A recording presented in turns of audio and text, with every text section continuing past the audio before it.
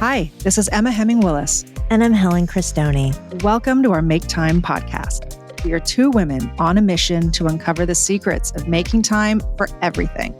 From work and relationships to our brain, body, and beauty, we'll explore it all and share it with all of you. We interview experts so we can discover more practical tips to make time so we have more time for our family, friends, and ourselves. So join us as we chat with incredible guests who share their expertise on all the ways we can learn to make time, especially for you. Okay, it's time to make time. Today, we're joined by Senada Greca, a globally recognized trainer, mindset coach, founder of We Rise, co-founder of Aonic, a Nike Skims athlete, and yes, the personal trainer to Kim K. Born in Albania and raised with big dreams and a lot of determination, Senada built her life and career through resilience, discipline, and a deep belief in the power of strength, both physical and mental. With an MBA, extensive training certifications, and a community of millions around the world, she's become a trusted voice in science-backed fitness, intelligent nutrition, and sustainable wellness. In this conversation, Senada shares her journey, why strength training is about so much more than appearance, and how movement, mindset, and nourishment can completely change the way we show up in our lives. We also talk about her holistic approach to wellness, including breath work, meditation, and building confidence from the inside out. This episode is about making time for your strength, your health, and your growth. And I'm excited for you to hear this. So let's make time for Senada. Senada, welcome to the Make Time podcast. We are so excited to have you here today. Thank you so much for having me. I appreciate your time. So we would love to just get to know you a little bit and just everything that makes you you. Where do I start? Well, I guess we can start from the beginning. I was born in Albania and moved to the United States at about the age of 15. There was a lot of turmoil going on in Albania at the time, and my parents wanted a safe place for their children.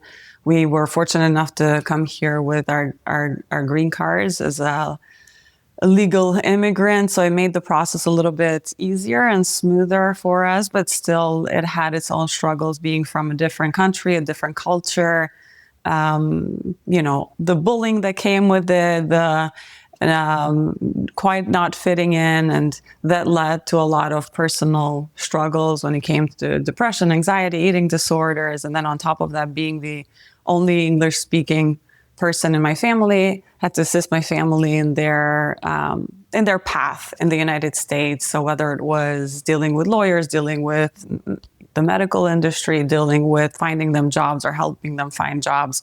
So it kind of like led to me growing up a little bit before I needed to, and kind of added to all of the struggles at the time. And at first, fitness was something, or sports was something that I enjoyed because I've always played sports and I participated in dance groups, and it turned into a way to shrink myself, to keep myself smaller, to kind of control something that felt controllable in a very uncontrollable world of mine at the time. And later on, though, I discovered how I can utilize fitness actually to help step into my strength and utilize it to get out of all of those things that were created, which is anxiety, depression, eating disorders, to support my long-term health in a much more sustainable way.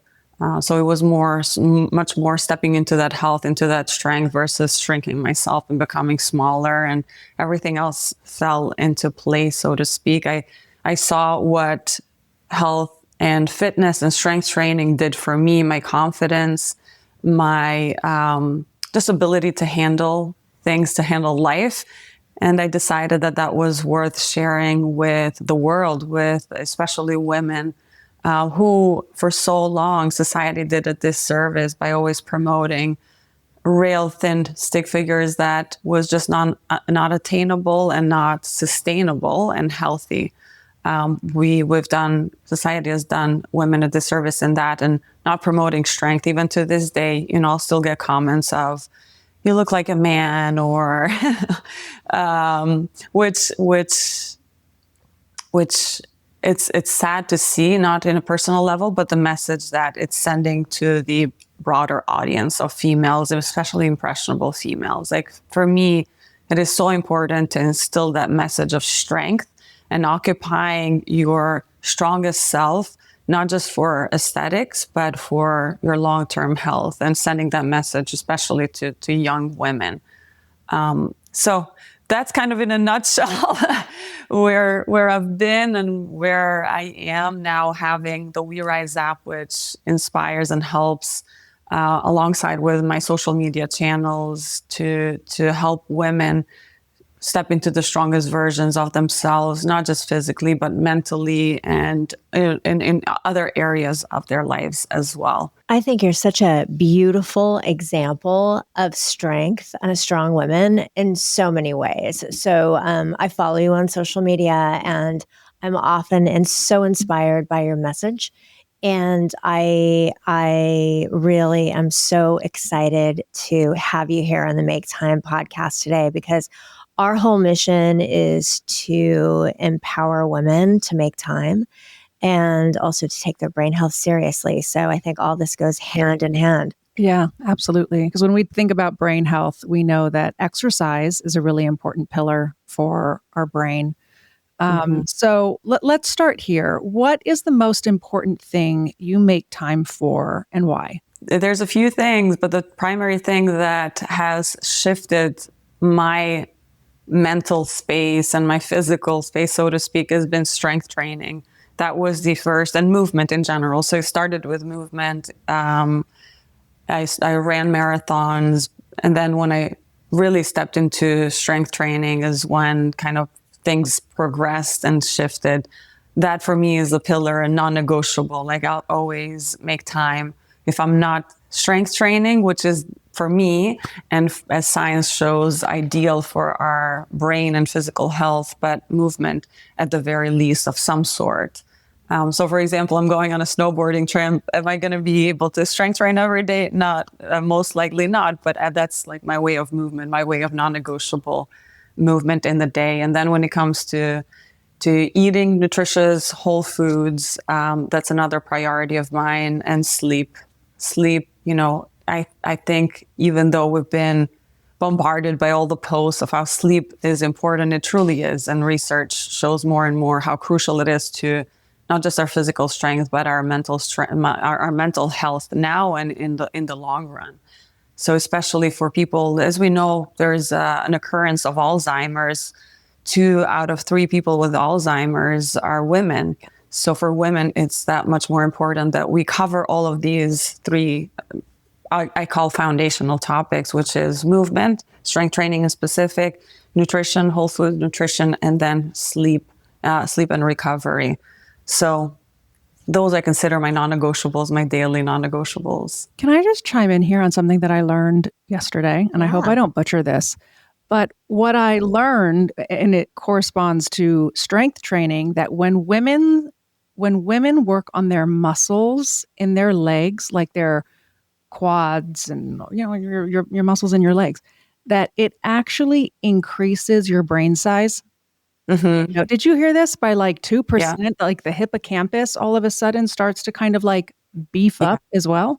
Yeah, that is true. I actually did a post about this some time ago, speaking that they did a twin study. So there's 2 twin studies of women, 2 women, twins, one that strength trained and had bigger, stronger legs, had a bigger hippocampi than the twin that did not have the leg strength. So, and that's where like our memory recall, our centers for that memory, that brain health partially exists. So it is very true. Absolutely. That there is, as we like to joke, strong thighs save lives. And, it was a joke, but in reality, no, it's true.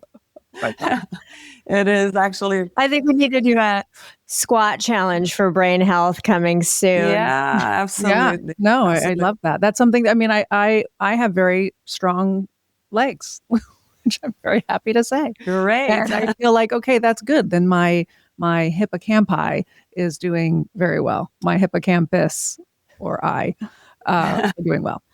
You're doing great. So I am also a former runner. And so I love that we have that in common. And I'm just actually kind of late to getting started in my strength training because I'm a self-admitted cardio junkie. Like I love that runner's high, like that just kind of like mental boost and mood boost you get from cardio. And so I really have been prioritizing strength training. I'm trying to kind of step away from the insane amount of running I was doing just from a health standpoint. It was getting to the point where it's getting kind of hard on my body. So I'm here to learn. So I'm so excited. So for people who are really just starting to get into strength training, can you give our listeners 3 actionable tips on what they should do?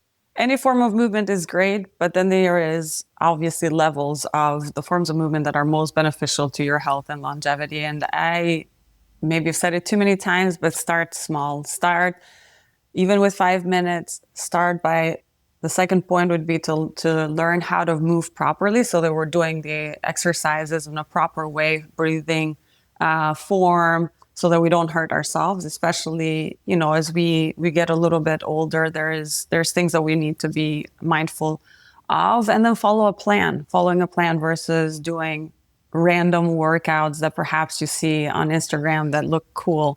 They could be cool, and there's cool and useful exercises, but start slow, start moving well, and then have a plan for it. I would say those are the three good starting points and actionable items to get somebody to lift and strength train.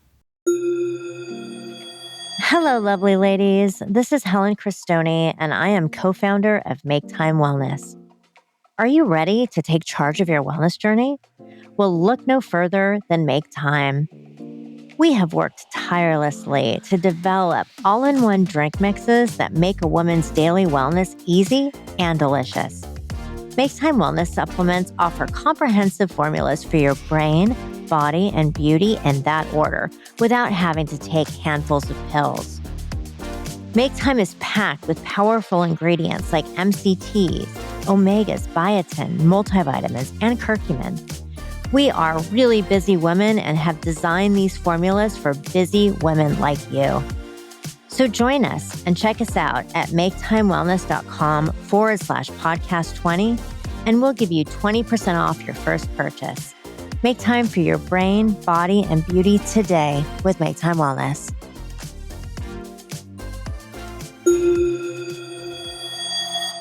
If you want to try and set up a plan for yourself, could you suggest where a woman would look to, set up a plan that could work for them? Absolutely. Not to give my We Rise Up app a plug, but No, you should. choosing a fitness app, and I'd call the We Rise app a personal development app because we have different experts in different fields. Like, besides my workout programs, we have some Pilates, we have overcoming traumas, we have overcoming imposter syndrome, et cetera, et cetera. So again, to help in all of the areas, but perhaps choosing an app or a platform like the We Rise app where you can go and plug in the information, your attributes, your goals, how many days you want to work out, and it spits out a program that's designed for you and for your goals. And if we're talking in general terms, for somebody that's just starting out, start with perhaps 3 days. 3 days of strength training. And again, first starting with body weight so that you can learn the proper form of the exercises, and then increasing slowly over time when you feel like you have achieved that proper form, that mind-muscle connection. I think mind-muscle connection sometimes is undervalued, but it's huge. It's what's helped me not just move well, but achieve the results that I have. And there's studies to back up that mind muscle connection. And it also, besides helping you with achieving the best results and staying in good form, it also brings you in that meditative state that I think it's so beneficial in cultivating when we're doing anything. Then you could become your moving meditation at the same time that strength training or that movement can be, and you can have the similar benefits to running, for example, where you're getting those endorphins if you're not allowing yourself to be with the movements, but think about your to-do list, but truly be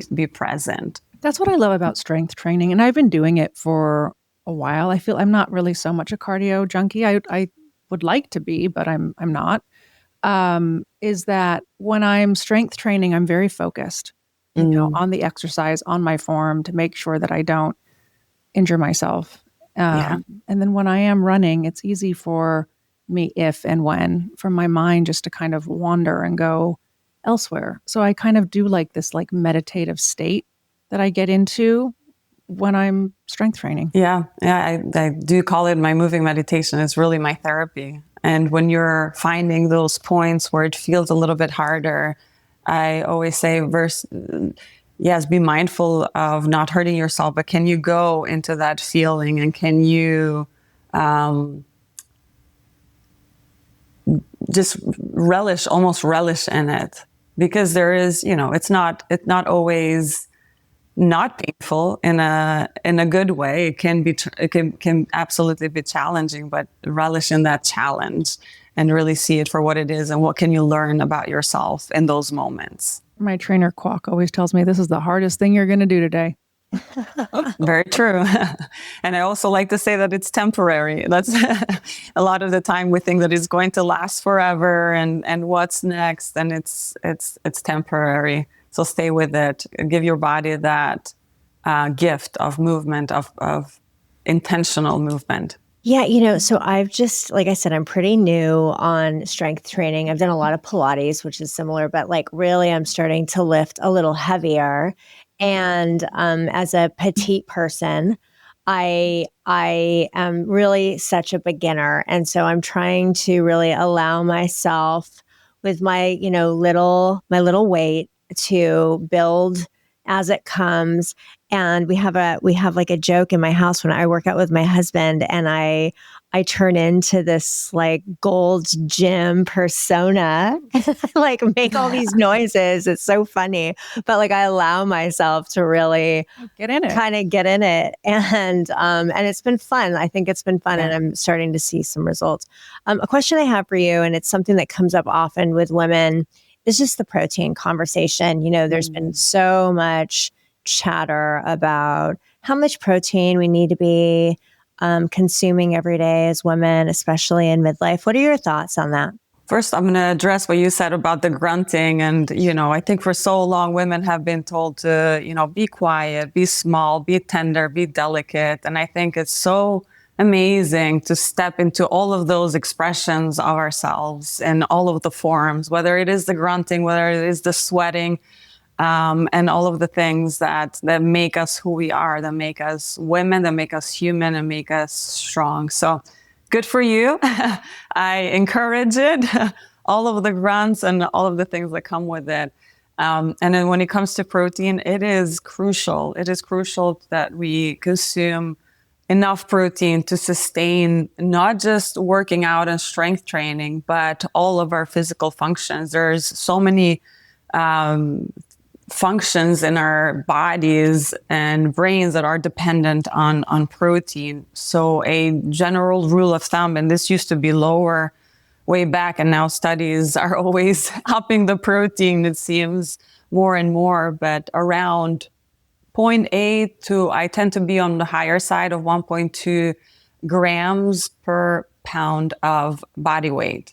So if you're talking about a person that is 140 pounds, for example, like to round it up, let's 140 grams of protein per day would be a good amount.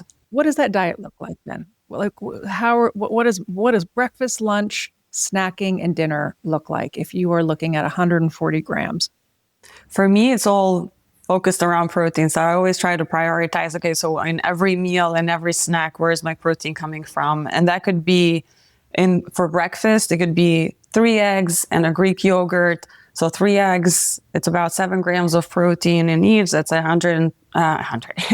That's 21 grams. And then you can have a cup of Greek yogurt, which can contain 15, 20 grams of protein. So there you go. There's about 40 or over 40. Sometimes I even like to put a scoop of protein in my yogurt. I love doing just Greek yogurt. Greek yogurt is better than just plain yogurt. It has a higher protein content. And then for lunch, it could be a piece of chicken or salmon with your greens. I love, again, that's where we get our antioxidants and micronutrients. So as much greens as you can put in front of me, I'll eat with perhaps, sourdough or sweet potato and some healthy fats there, like avocados. I love including blueberries. So perhaps I'll have the blueberries for breakfast. And then for a snack, I'll do either a protein shake or, again, yogurt with protein powder. I'll add my blueberries. I'll add some nuts in there. Walnuts are my go-to. They're proven to be kind of like the superior nut, if you will.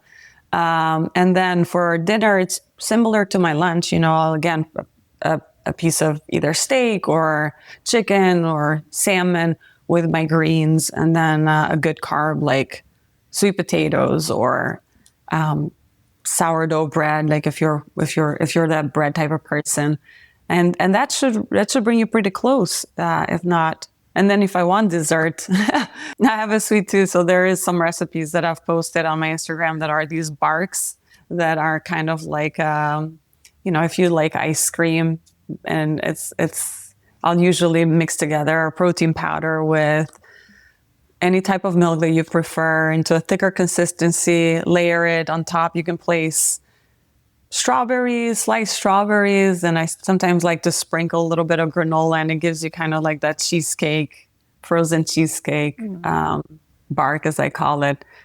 For me, if you try to think of including a certain amount of protein in every meal or snack, then that is achievable. It's achievable. I think it's just been that we've been not educated well enough to know what each meal contains and what it should contain for health.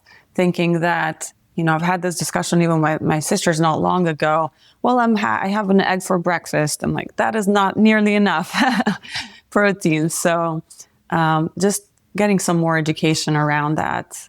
I love it. I mix protein powder with my yogurt too, my Greek yogurt too. And I think it's a great way to start the day and just check a box off. And I think if I start that way, it's easy for me to continue through all my meals, kind of prioritizing the protein. I love it. Yeah, absolutely. Absolutely. This has just been so helpful. I think what we always love to ask our guests, what are you not, you're so busy, you're working out with all these amazing people, you're posting on social, you have your app, you're doing so much. What are you not making time for that we're going to have you commit to making time for today? I love breath work and meditation, and that is definitely something that I've let fall off the wayside for a bit. I went to Bali and I got my certification, and before that to India for breathwork and meditation, and it was so transformational in my life. And I've definitely let that go a little bit. So I'm committing to doing at least, as I say, 5 minutes a day, 5 minutes a day for that. I love. So, Senada, tell our listeners, please tell them about your app and how they can find you. Absolutely. My biggest social media platform is Senada.Greca, and then my fitness and personal development app is called We Arise, and that has its own social media page as well as being on the app on Apple Store and Google Play, and also the website wearise.xyz. Senada, I want to do anything that you're doing because you look absolutely incredible. So I'm literally going to download the app after we get off. Thank you. We're going to download it together. And I'm so happy to have had you on today. I think this is a intimidating conversation for a lot of women. It shouldn't be. And we should be all making time to just be stronger. Strength train and grunt while you do it. Exactly. I love this. Thank you so much for having me on. I really enjoyed our conversation. Thank you so much. Thanks so much. Thanks for joining us today. We hope that listening to our podcast has empowered you to make more time for yourself. So please remember to subscribe and share with a friend who could also use a healthy reminder on the importance of making time.